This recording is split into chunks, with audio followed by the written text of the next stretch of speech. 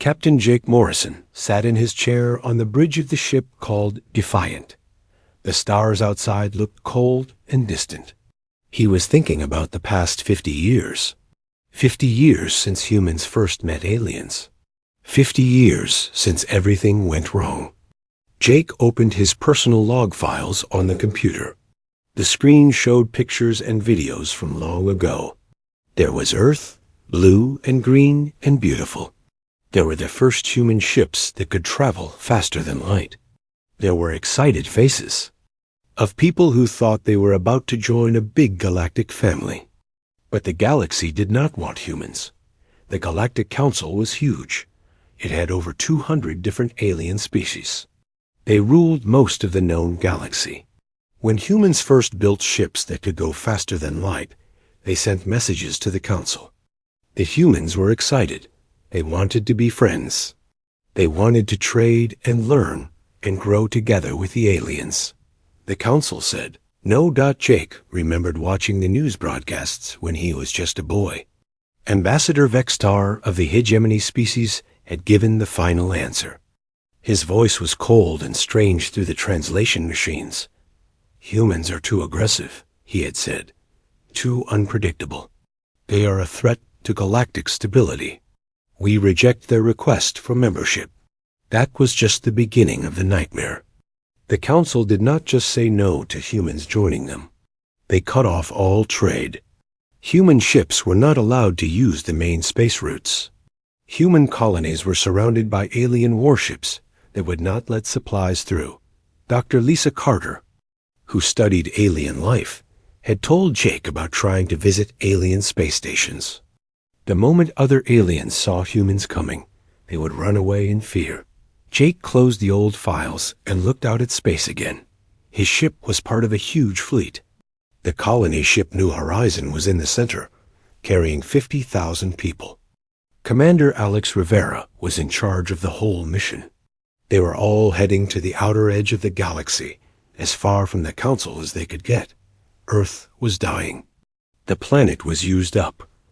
Too many people, not enough resources. Humans needed new worlds to live on, but the Council would not let them expand into good territory. So humans had to go to the dangerous, empty places at the edge of everything. Jake walked through the ship corridors. The walls were metal and plain. The lighting was dim to save power. People he passed looked tired and sad. Children pressed there, faces against the small windows, looking out at the stars. Their parents had the same hopeless look that Jake had seen for years. In the mess hall, Jake sat down with Chief Engineer Ben Taylor. Ben was eating something that was supposed to taste like chicken, but did not. His face was covered in grease from working on the engines all day. How much longer until we reach the new system? Jake asked. Ben looked at his tablet computer. 3 more days. The engines are holding up okay, but I wish we had better parts. The Council species get the good stuff. We get whatever we can build ourselves. Jake nodded. It was always the same problem. Humans had to make everything from scratch. No alien technology, no alien help. No alien friends. Dr. Lisa Carter joined them at the table. She was older now, with gray hair and tired eyes. She had spent 20 years trying to study alien species, but they would never let her get close. I intercepted some Council communications today, she said quietly. They still call us the plague species. They tell their children scary stories about humans who destroy everything they touch. Maybe they are right, Ben said, pushing his fake food around on his plate. Look what we did to Earth. Earth was an accident, Jake said. We learned from our mistakes. But they will not give us a chance to prove it. Lisa shook her head. It is not about proving anything. They decided we were evil before they even met us. They looked at our history, saw our wars, and made up their minds. The ship's communication system suddenly made a loud beeping sound. Jake's wrist device started flashing. All around the mess hall, other people were getting emergency signals too. Jake ran to the bridge. Commander Rivera was already there, staring at the main screen with a confused look on his face. "What is it?" Jake asked. Rivera pointed at the screen. It showed readings from the ship's sensors. The numbers were crazy. Energy levels that should not exist. Technology signatures that were more advanced than anything the Council had. "We are still 2 days away from our target system," Rivera said. "But our sensors are picking up massive energy sources. Something big is out there." Ben arrived on the bridge, breathing hard from running. He looked at the sensor readings, and his eyes went wide. "That is impossible. Those energy levels would require technology we do not even have theories about. Could it be a Council trap?" Jake asked. Rivera shook his head. "The Council does not have technology this advanced. This is something else. Something we have never seen before." Lisa arrived and studied the readings. Her face went pale. "These energy patterns. They are not like anything in our databases. Not human, not Council, not any of the known species." The bridge was quiet, except for the humming of computers and life support systems. Everyone was thinking the same thing. Out here at the edge of the galaxy, where nothing was supposed to exist, they had found something incredible. "Change course," Rivera ordered. "We need to investigate this." "Sir," Jake said, "what about the colonists?" "They are expecting to reach their new home." Rivera looked out at the stars. Somewhere out there was a mystery that could change everything. "Send a message to the colony ships. Tell them we found something that might be important. Something that might change our situation." As the ship turned toward the strange energy signals, Jake felt something he had not felt in years. Hope. Maybe, just maybe, humans were about to discover something that would show the galaxy they were wrong about humanity. The stars did not look so cold anymore. The human ships dropped out of faster-than-light travel 3 days later. What they saw made everyone stop talking and just stare. In front of them was a star system hidden inside clouds of colorful gas and dust. But these were not natural clouds. They were artificial, made by someone to hide what was inside. The clouds glowed with soft light, like a blanket covering a secret. "Take us through slowly," Commander Rivera ordered. The fleet of human ships moved forward carefully as they passed through the glowing clouds. The sensors went crazy again. Dr. Katie Ross, the mission's lead scientist, was reading numbers that should not exist. Her hands shook as she typed on. Her computer. "Commander," she said, "you need to see this." The main screen showed what was ahead of them. Everyone on the bridge gasped. Even Jake Morrison, who had seen many amazing things in space, felt his mouth fall open. There was a star in the center of the system. But around the star was something impossible. A huge metal sphere that went all the way around the star. It was so big that entire planets could fit inside it. The surface was covered with cities that stretched for thousands of miles. Lights twinkled like jewels across the metal surface. "It is a Dyson sphere," Dr. Ross whispered. Someone built a shell around their entire star. Ben Taylor was looking at his engineering readings. The amount of material needed to build this. It would take the metal from 1,000 planets. The sphere was not complete. There were gaps and holes where parts were missing or broken. Some sections looked old and damaged. But even broken, it was the most amazing thing any human had ever seen. "Are there people living on it?" Rivera asked. Katie worked on her computer, trying to scan the sphere. "Yes, I am reading life signs. Not many, but they are there. And Commander, these readings say that beings living there are very old. Older than any species we know about." Jake was studying the star in the center. Something was wrong with it. The light was not steady. It flickered and changed color. "The star is dying," he said. "It is running out of fuel." A new voice came from the communication system. It was strange and musical, like someone singing. in a language made of sounds instead of words. Everyone on the bridge looked around, confused. Did anyone else hear that? Rivera asked. The musical sounds continued. They seemed sad and tired. Katie was working fast on her translation computer, trying to understand what the sounds meant. I think someone is trying to talk to us, she said. Over the next few days, more human ships arrived. Professor Dan Murphy, who studied languages, came on board the Defiant to help Katie figure out how to talk to whoever lived on the sphere. It took 2 weeks of hard work. The sounds were not like any language humans had ever heard. They were made of music and mathematics combined together. But slowly, Murphy and Katie began to understand. The first clear message they received was simple. Welcome, young ones, Murphy sent back a message using the same musical language. We are humans. We come in peace.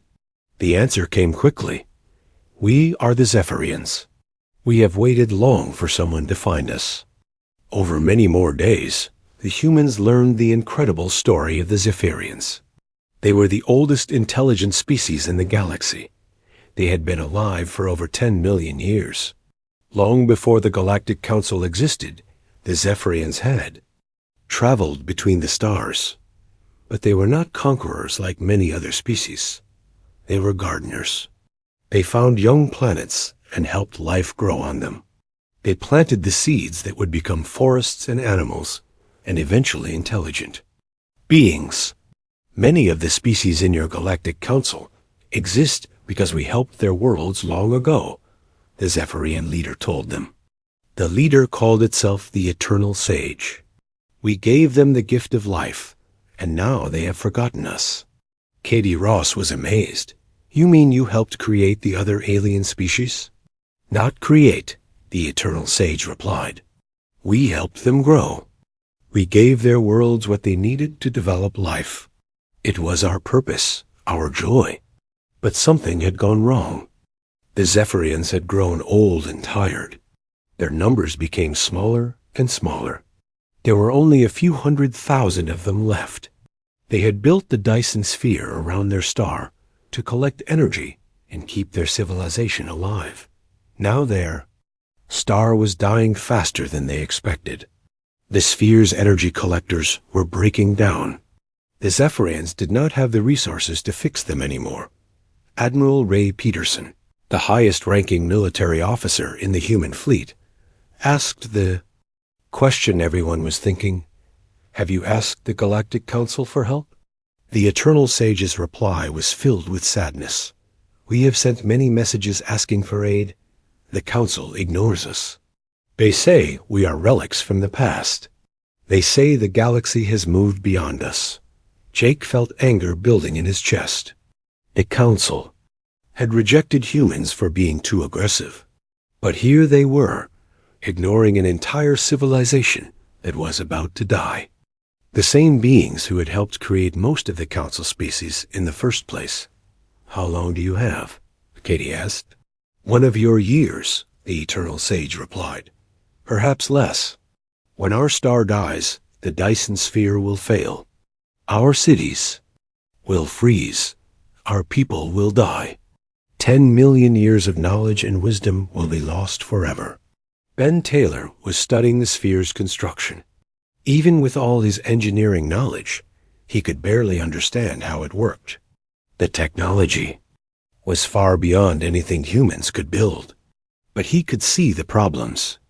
The energy collectors were failing. The metal was old and stressed. Parts of the sphere were already breaking away. Why do not you leave? Murphy asked. Find another star system? We are too few, the Eternal Sage explained. And our technology requires the Dyson sphere to function. We cannot simply pack up and move. This is our home. This is where we will make our final stand. That night, Jake could not sleep. He walked through the ship corridors, thinking about what they had discovered. Here was a species that had spent millions of years helping others. They had given life to countless worlds. They had created the foundation for galactic civilization. and now they were dying alone, forgotten by the very species they had helped create. In the morning, Jake went to Commander Rivera's office. Rivera was staring out the window at the Dyson sphere, deep in thought. "We have to help them," Jake said. Rivera nodded slowly. "I was thinking the same thing. But Jake, look at that sphere. It is bigger than anything we can imagine. How could we possibly help fix something like that?" Jake sat down across from Rivera. "I do not know, but we have to try. The council rejected us because they said we were too aggressive, too dangerous. Maybe they were wrong. Maybe what makes us dangerous is also what makes us capable of doing things others would not even attempt." Rivera was quiet for a long moment. Then he smiled for the first time in weeks. "You might be right. Send a message to Earth and all the human colonies. Tell them what we found here. Tell them we need every ship, every engineer, every scientist we can get." "What are you thinking?" Jake asked. Rivera stood up and looked out at the dying star and its incredible metal shell. "I am thinking it is time to show the galaxy what humans are really capable of. We are going to save the Zephyrians." The message traveled across human space faster than any message had ever traveled before. Within days, every human colony, every space station, every settlement had heard about the Zephyrians and their dying star. President Maria Lopez was in her office on Earth when the message arrived. She read it 3 times before she believed it. An ancient alien race that had helped create life across the galaxy was about to die, and humans were the only ones willing to help. She called an emergency meeting of all human leaders. Representatives from Mars, Europa, the asteroid colonies, and settlements throughout human space gathered on video screens around her desk. "This is our chance," President Lopez said. "For 50 years, the galaxy has called us too aggressive, too dangerous. They said we destroy everything we touch. Here is our chance to prove them wrong." The response was immediate and overwhelming. Every human world pledged ships, resources, personnel. The largest mobilization in human history began within hours. Back at the Dyson sphere, more human ships arrived every day. The space around the sphere became crowded with vessels of every size. Cargo ships brought raw materials. Science ships brought the best human minds. Military ships brought protection. Chief Engineer Ben Taylor found himself working with Zephyrian technicians for the first time. The Zephyrians were tall and thin, with skin that seemed to glow softly. They communicated through the musical language, but also through direct connection with their technology. Ben watched in amazement as a Zephyrian engineer named Harmony of Distant Stars simply touched a control panel and the entire section responded. The technology was alive in ways Ben had never imagined. "How do you do that?" Ben asked through a translator device. Harmony's musical reply was translated as, "The sphere is not just metal and circuits. It is a living system. We grow it as much as we build it." Ben scratched his head. Human technology was different. Humans built things with tools and machines. They forced metal into the shapes they wanted. The Zephyrian way was like gardening with physics and energy. Dr. Amy Stone arrived on a science ship with a team of human physicists. She immediately began studying how the Zephyrian technology worked. It used quantum mechanics in ways that human science had only dreamed about. "We cannot copy their technology," she told Ben after a week of study. "But maybe we can create hybrid solutions, combine human engineering with their science." The plan they developed was incredible in its boldness. Humans would create modular repair units that could be mass-produced quickly. These units would be designed to work with the sphere's living technology, but built using human manufacturing methods. The work was dangerous. Teams had to operate in the vacuum of space, close to the dying star. The star's radiation was getting stronger as it became unstable. Special suits were developed to protect the workers, but they were bulky and hard to move in. Commander Nick. Johnson coordinated the supply runs. His pilots flew their ships through dangerous radiation fields to deliver materials to the work sites. Some ships were damaged, some pilots were injured, but they kept flying. Every day brought new challenges. The Zephyrian technology was so advanced that human tools often could not interface with it properly. Human engineers had to invent new ways of connecting their equipment to the sphere's systems. The Eternal Sage worked closely with Dr. Katie Ross, sharing ancient knowledge that had been kept secret for millions of years. Katie learned that the Zephyrians had visited Earth billions of years ago, when life was just beginning. "We planted the seeds of what you would become," the Eternal Sage told her. "But we never expected you to grow so quickly. Most species take millions of years to develop. You did it in mere thousands. What makes us different?" Katie asked. The Eternal Sage's reply was filled with something that sounded like admiration. "Other species seek perfection. They try to eliminate flaws and weaknesses. You embrace imperfection. You adapt. You find strength in your struggles." As the repairs progressed, word reached the Galactic Council. Ambassador Vexstar, the same alien who had rejected humanity 50 years earlier, was not pleased. He sent messages demanding that humans stop interfering with Council matters. Captain Jake Morrison was working on the sphere's surface when Vexstar's message arrived. He was in a radiation suit, helping to install one of the new human-designed repair modules. The work was exhausting, but he felt more alive than he had in years. Commander Rivera's response to Vexstar was simple and direct. "You rejected us from your community. The Zephyrians are not part of your community either. This is between us and them." But the Council was not satisfied with that answer. Long-range sensors detected Council ships moving toward the Zephyrian system.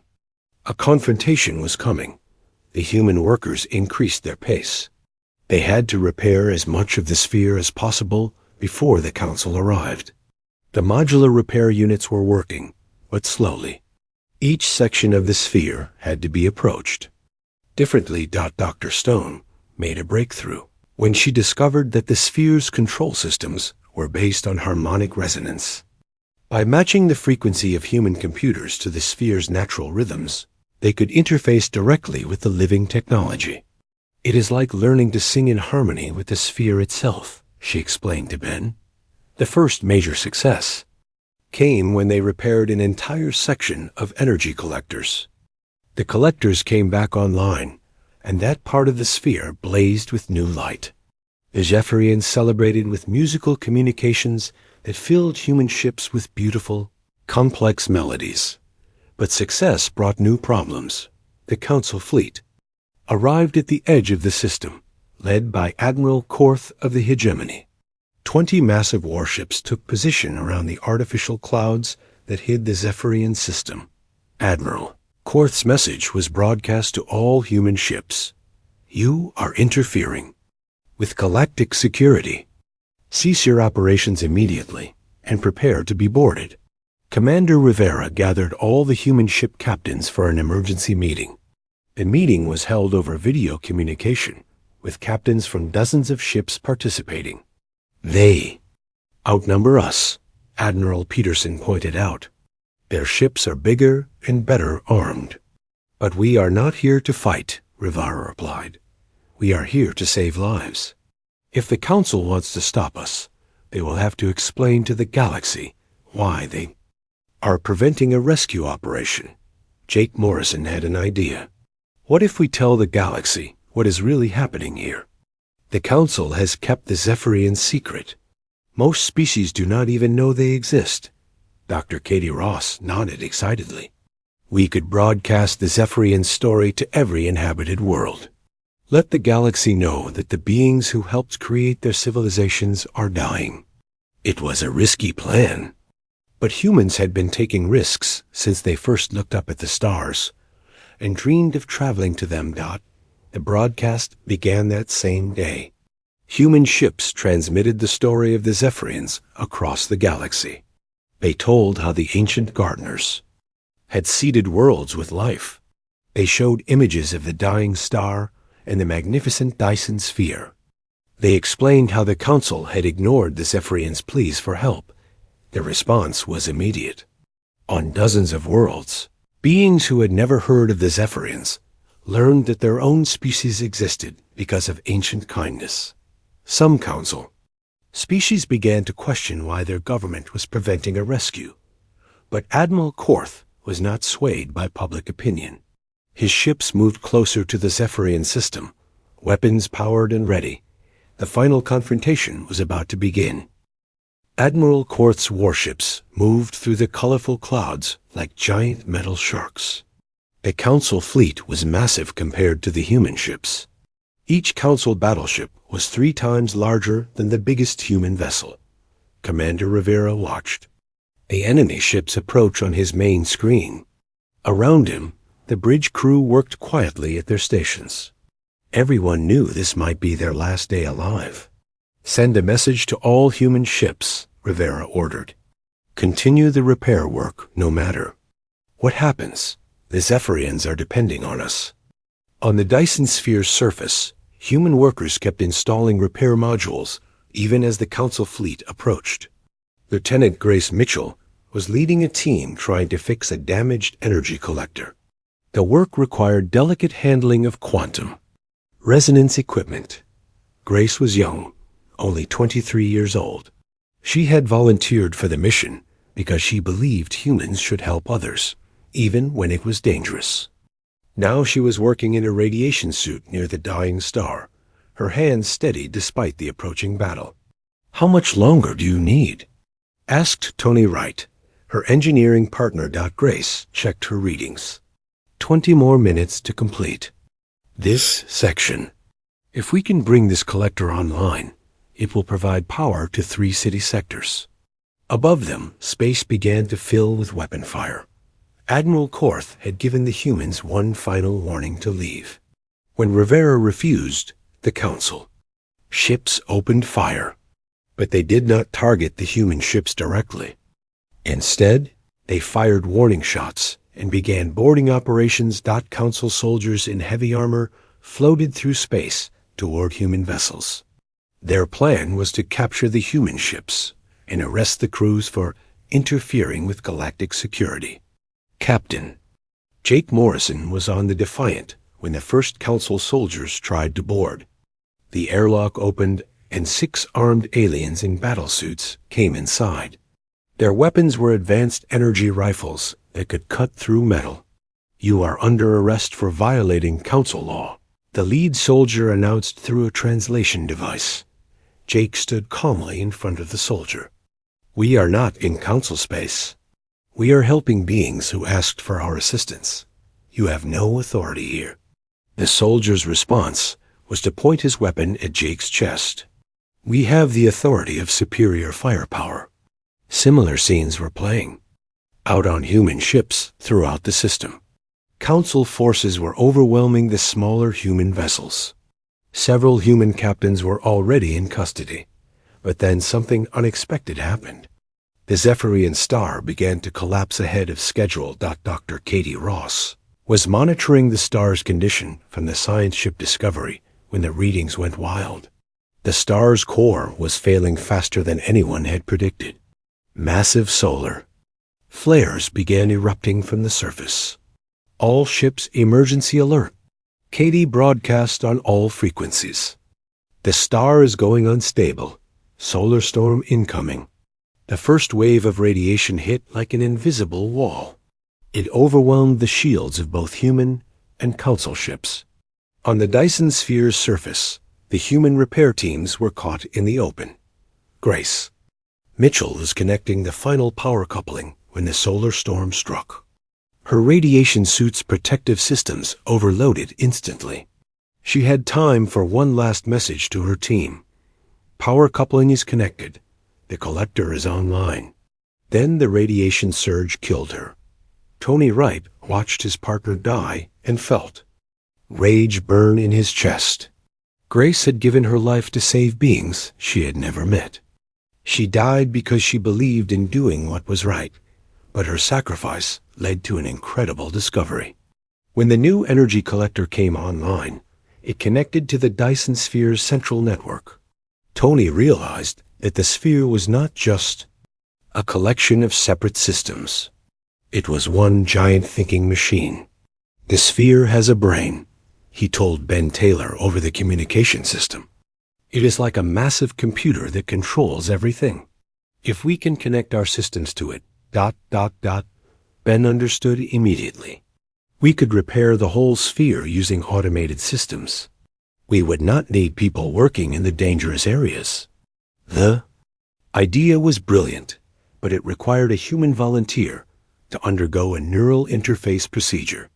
Someone would have to connect their mind directly to the sphere's network. The process was extremely dangerous.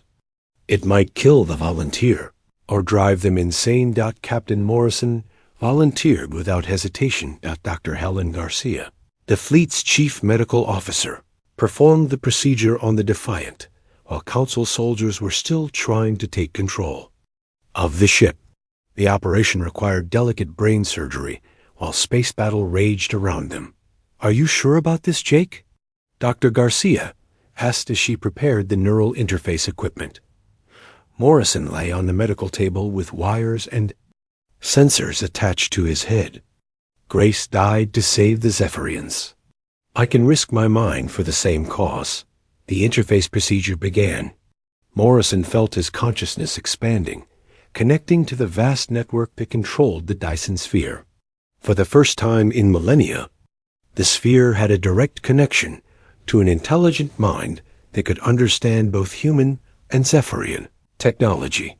Morrison's mind merged with the sphere's ancient intelligence. He could feel every damaged system, every failing component. More importantly, he could direct the sphere's automated repair systems using human problem-solving techniques.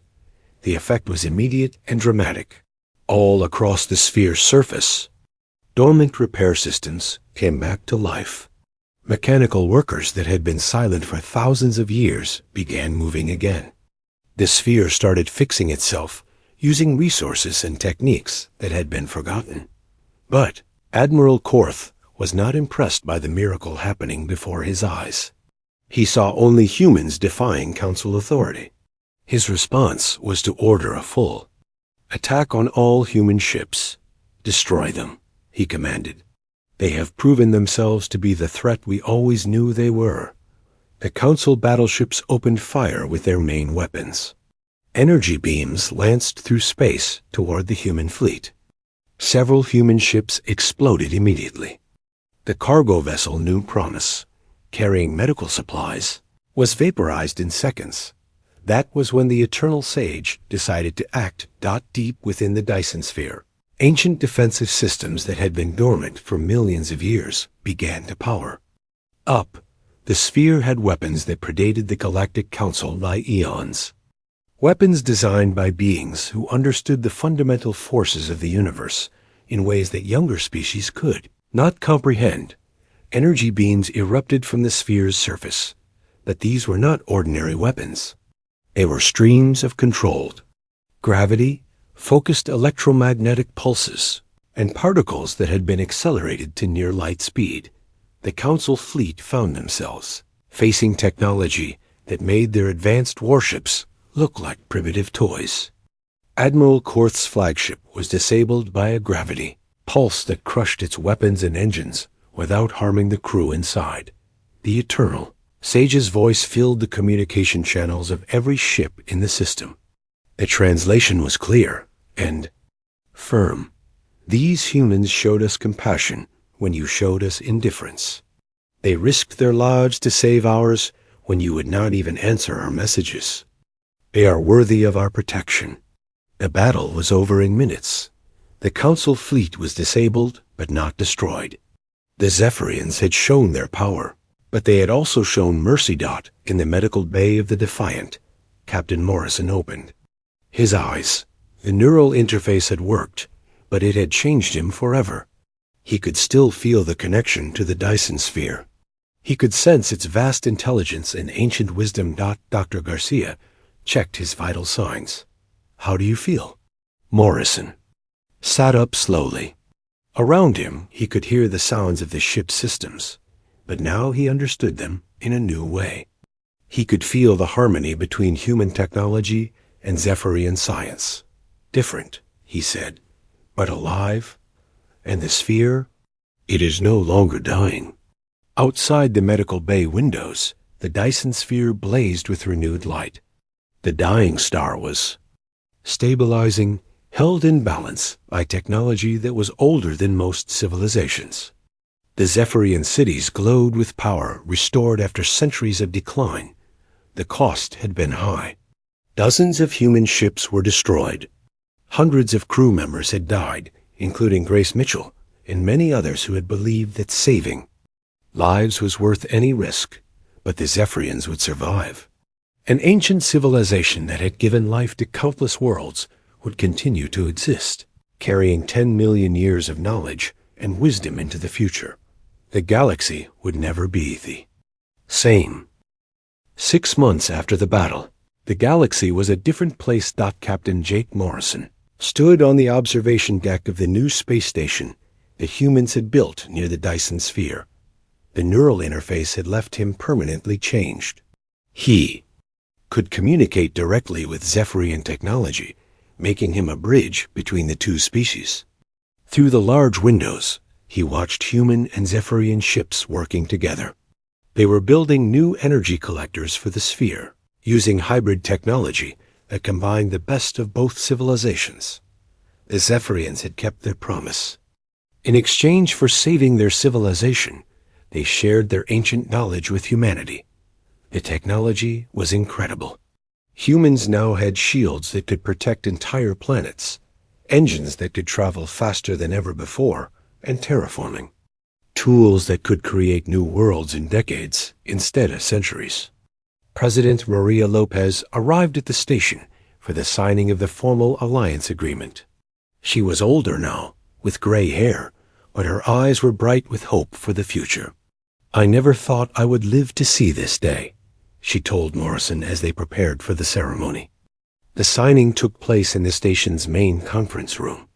The Eternal Sage attended through a holographic projection, its musical voice filling the room with harmonious sounds that the translation computers converted to words.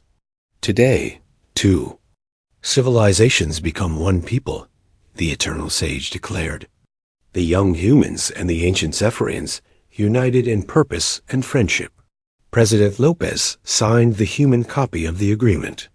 The Eternal Sage touched a crystal that glowed with inner light, recording the Zephyrian agreement in their living technology. "We pledge to share our knowledge with humanity," the Eternal Sage continued, "and to protect human worlds as we would protect our own." The effects of the alliance were already being felt across the galaxy. Several species that had been part of the Galactic Council were questioning their government's authority. The Kalari, a proud warrior race known for their sense of honor, had been the first to break away. Ambassador Tevran of the Kalari arrived at the station the same day as the alliance signing. His species looked like tall, scaled humanoids with fierce golden eyes. But when he met President Lopez, he bowed respectfully. "The Kalari have watched humans for 50 years, he said in accented but clear English. "We saw the Council's fear and called it wisdom. We were wrong. Your actions have shown us what true honor looks like." The Kalari withdrew from the Galactic Council officially and established trade relations with humanity. Other species began to follow. The Solari, masters of biotechnology, sent secret messages asking about possible cooperation. The Draconis Republic, a collection of mining worlds, offered to trade rare metals for human Zephyrian shield technology. But the most important change was happening in human space itself. Dr. Katie Ross had been appointed as the director of the new Joint Research Initiative. Human and Zephyrian scientists worked together in laboratories that seemed like magic to visitors. They were developing technologies that could extend the life of dying stars throughout the galaxy. "We are not just saving civilizations," Katie explained to a group of reporters. "We are learning to be gardeners of the galaxy, like the Zephyrians were millions of years ago." The first test of the new star stabilization technology was planned for a dying star in the Vega system. The star had been slowly cooling for centuries, threatening 3 inhabited worlds in its system. The beings living there were a peaceful species called the Gentle Ones, who had been ignored by the Council because they had no military power. Commander Lisa Park was chosen to captain the Enterprise, humanity's first ship built with Zephyrian-enhanced technology. The ship was beautiful, with flowing lines that seemed organic rather than mechanical. Its hull could repair itself if damaged. Its engines could travel distances that would have taken years in older ships. "We are not just explorers anymore," Commander Park told her crew as they prepared to leave for the Vega system. "We are healers. We carry hope to worlds that have given up hope." The mission to save the Vega star was a complete success. The star stabilization device worked perfectly, restoring the dying sun to stable fusion. The 3 worlds were saved, and the Gentle Ones became humanity's newest allies. News of the success spread across the galaxy. Species that had never heard of humans before began sending messages asking for help with their own problems. The Galactic Council found itself facing a crisis it had never expected. For thousands of years, they had been the only major power in the galaxy. Now, a new alliance between humans and Zephyrians was offering help that the Council had refused to give. Ambassador Vextar, the same being who had rejected humanity 50 years earlier, found his authority questioned by his own people. Other hegemony leaders began to wonder if they had made a terrible mistake. "Perhaps we were too hasty in our judgment of the humans," suggested Council member Yakstar during a closed session. But Vextar was too proud to admit error. "They are still dangerous. Their success only proves how unpredictable they are." However, not everyone in the Council agreed. Secretly, several species began reaching out to the Human-Zephyrian alliance. They wanted access to the life-saving technologies that could heal dying worlds and extend the lives of failing stars. Meanwhile, Captain Morrison had become humanity's first official ambassador to the Zephyrians. The neural interface allowed him to communicate directly with their living technology, making him the perfect bridge between the species. He spent his days learning ancient Zephyrian history and sharing human perspectives on problem-solving. The exchange of ideas led to breakthroughs that neither species could have achieved alone. "You humans think differently than we do," the Eternal Sage told him during one of their daily conversations. "We plan for millions of years. You act quickly and adapt as you go. Together, we can accomplish things that neither of us could do separately." Dr. Amy Stone's research team made another important discovery. They found that Zephyrian technology could be combined with human manufacturing techniques to create tools that could terraform dead worlds in just a few decades. The first test was on a planet called Haven in human space. The world had been poisoned by industrial accidents decades earlier. Nothing could live on its surface. But using the new hybrid technology, human and Zephyrian teams began healing the planet. They cleaned the poisoned soil using Zephyrian bioremediation techniques. They restored the atmosphere with human atmospheric processors, enhanced by Zephyrian quantum physics. Within 6 months, the first plants were growing in soil that had been dead for 50 years. The success at Haven led to dozens of other terraforming projects. Dead worlds across human space began to bloom with new life. Refugees from overpopulated colonies finally had new homes. But the most significant moment came when the Alliance received a secret message from within the Galactic Council itself. Commander Ryan Cole had been working undercover in Council space for years. He was one of the few humans who had managed to disguise himself and infiltrate Council organizations. His message was brief but important. "Many Council species want to join you, but they are afraid of Vextar S reaction. They need to see that the Alliance will protect them from Council retaliation. President Lopez and the Eternal Sage decided to make a bold gesture. They announced that any species wanting to leave the Council and join the Alliance would be given full protection and access to all Alliance technologies. The response was immediate. Within days, 12 species formally withdrew from the Galactic Council and requested Alliance membership. The Council's authority began to crumble as more and more of its members chose freedom over fear. The breaking point came when the hegemony itself split apart. Younger members of Vextar's own species decided that their leader's hatred of humans was destroying their civilization's future. A new hegemony leader, Ambassador Kael'tar, sent a formal message to the Alliance. We apologize for the crimes committed against humanity in our name. We request permission to join the Alliance and work together for a better galaxy. Vextar was removed from power by his own people. The Council that had rejected humanity 50 years earlier ceased to exist as a major power, but the Alliance was not interested in conquest or revenge. When Council species asked for help, they received it. When former enemies needed assistance, Alliance ships arrived to provide aid. The final scene of the transformation came 1 year after the first Alliance signing. A new ship launched from the orbital shipyards near the Dyson Sphere. This was the largest vessel ever built, designed to carry aid to any species that needed help. Anywhere in the galaxy dot, the ship was called the Unity, and it represented everything the Alliance stood for.